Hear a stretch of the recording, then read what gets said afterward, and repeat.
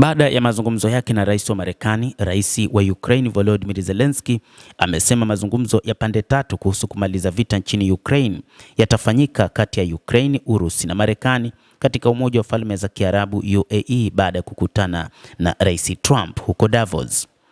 Rais huyo wa Ukraine ambaye hakuwa tayari kukutana kabisa na viongozi wa Urusi sasa amesema yupo tayari, na ni katika kuona jitihada za rais wa Marekani Donald Trump zinafanikiwa. Rais huyo wa Ukraine ameona wakati huu kwamba hakuna namna isipokuwa kufanya mazungumzo ya kumaliza mzozo huo.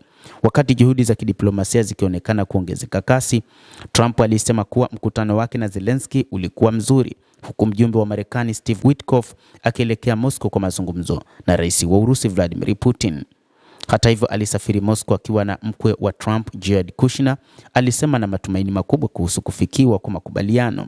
Nadhani tumebakiza suala moja tu na tayari tumejadili njia mbalimbali za kulitatua. Jambo hilo linalomaanisha linaweza kutatuliwa, alisema kabla ya kuondoka katika eneo la mapumziko la Uswisi.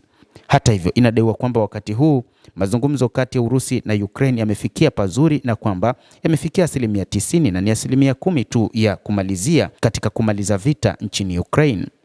Mjumbe wa Trump hakutoa maelezo kuhusu suala hilo lililobaki kuwa kikwazo, lakini baadaye Zelensky alifafanua kuwa hali ya baadaye ya mashariki mwa Ukraine bado ndio hoja ambayo haijapatiwa suluhu, kwa maana mambo mengine yote tayari yashazungumzwa. Alibainisha wazi kuwa mazungumzo yaliyopangwa kufanyika katika Falme za Kiarabu yataihusisha Urusi na Marekani na Ukraine, akiongeza kuwa Warusi wanapaswa kuwa tayari kwa maridhiano, si Ukraine pekee, anasema rais huyo wa Ukraine Volodymyr Zelensky.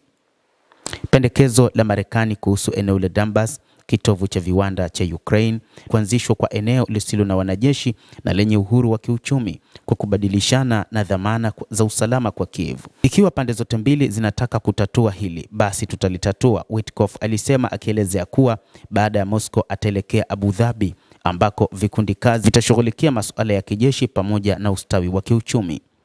Mtazamaji wa The World News, hayo ndio ya Volodymyr Zelensky, ambapo wakati huu vita nchini mwake vimezidi kuongezeka na kumekuwa na mashambulizi makubwa kutoka upande wa Urusi. Urusi inaendeleza mashambulizi makali ndani ya Ukraine, na hii pia imetoa chachu kwa rais huyo wa Ukraine kuamua kukubali kumaliza vita hivyo, ambapo licha ya kila alichokiita shinikizo katika nyakati za mwanzo, sasa hakuna namna, lakini ameona njia pekee ni kumalizika kwa vita hivyo kwa mazungumzo ya amani. Endelea kutufuatilia mtazamaji, lakini usisahau kulike, usisahau kucomment, kadhalika kusubscribe channel yetu hii ili upate habari hizi kwa mapana kupitia hapa The World News. Mimi ni Adam Hussein, endelea kuwa nasi wakati wote, endelea kutufuatilia.